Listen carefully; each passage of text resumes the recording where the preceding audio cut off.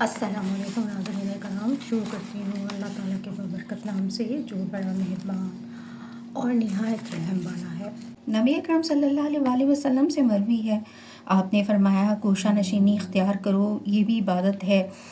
نیز آپ نے ارشاد فرمایا مومن وہ ہے جو گھر بیٹھے، اس میں کسب حلال اور ضروری امور ترک کرنا ہرگز نہیں ہے، بلکہ یہ فتنہ و فساد اور لہو لہب سے اپنے آپ کو بچا کر رکھنا، گوشہ نشینی اختیار کرنا کہا گیا ہے، کیونکہ یہ فتنے میں مبتلا ہونے کا موجب ہے۔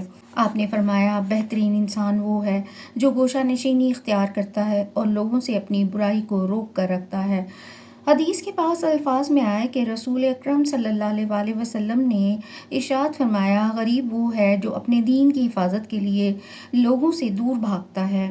حضرت بشرحانی رحمۃ اللہ علیہ فرماتے ہیں یہ خاموشی اور گھروں میں بیٹھنے کا دور ہے۔ ایک روایت میں ہے کہ جو شخص اپنے اوپر سوال کا ایک دروازہ کھولتا ہے، اللہ تعالیٰ اس پر محتاجی کے 70 دروازے کھول دیتا ہے۔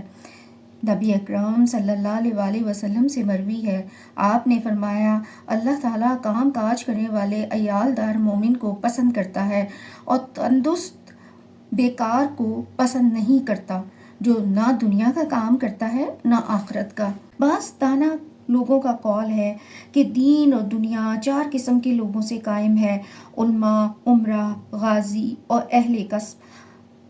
امیر لوگ لوگوں کے چرواہے ہیں، انہیں چراتے ہیں۔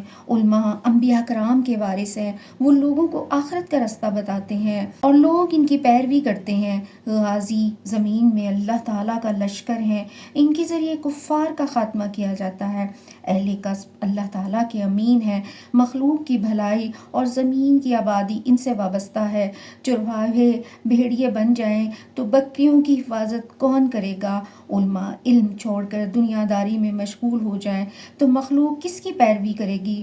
غازی فخر و تکبر کے لیے گھوڑوں پر سوار ہوں اور لالچ کے لیے میدان جنگ جائیں تو دشمن پر فتح کیسے حاصل کریں گے؟ اور اہل کسب لوگوں سے خیانت کریں تو وہ انہیں کیسے امین بنائیں گے؟ دانا شخص نے کہا کہ عبادت کے 10 حصے ہیں، 9 خاموشی میں ہے اور 1 گوشہ نشینی میں۔